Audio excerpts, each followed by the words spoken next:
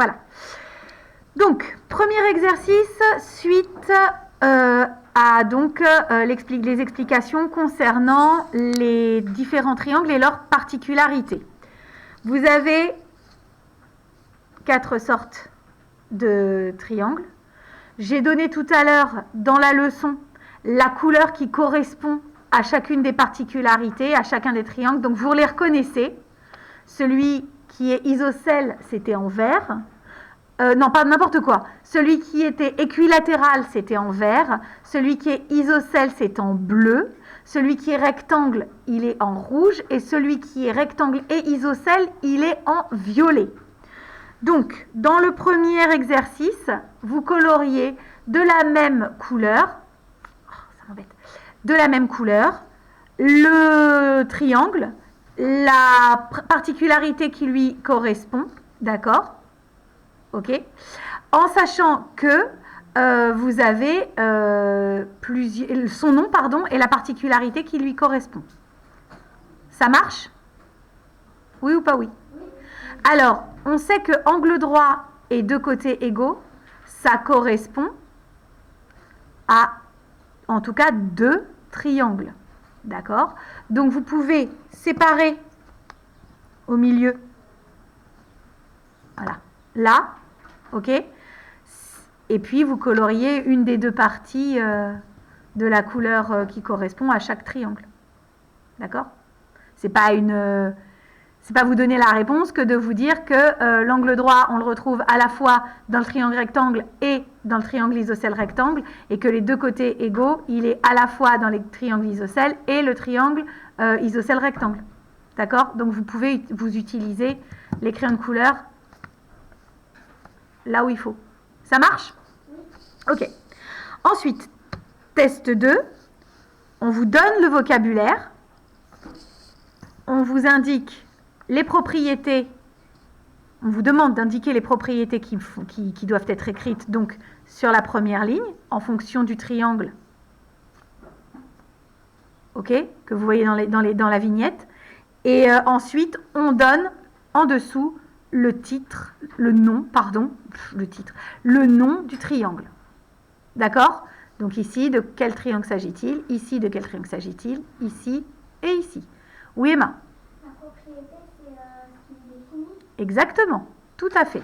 C'est sa particularité. Ça marche? Une propriété, c'est ce qui appartient à quelqu'un. Donc, la propriété, par exemple, du triangle isocèle, c'est quoi? Isocèle? 2 côtés égaux. Exact. Ensuite, un petit vrai-faux, parce qu'on les aime beaucoup, ceux-là. On vous donne...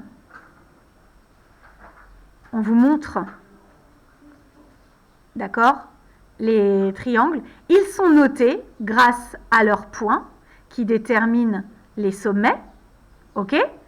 Et ensuite, je lis les affirmations, je regarde et je dis si c'est vrai ou si c'est faux, ok? Et vous le saurez en plus grâce au petit code. D'accord? Oui. On peut vérifier avec la règle? Normalement, tu le sais par les codes. Là, la règle, ça va être un peu compliqué. Je t'explique pourquoi. C'est que c'est tout petit. Ok? Donc, tu risques d'avoir des mesures à virgule où ça va peut-être tomber entre 2 tout petits millimètres, etc. C'est pas suffisamment précis. Regarde, observe et repense à ce qu'on a dit par rapport au codage des mesures identiques. En plus, tu m'en as parlé tout à l'heure. D'accord? Le même symbole, ça veut dire que ce sera de la même taille. Exactement. Le niveau 2, je mets une croix dans les bonnes réponses. D'accord? Et ensuite, pour celui-ci,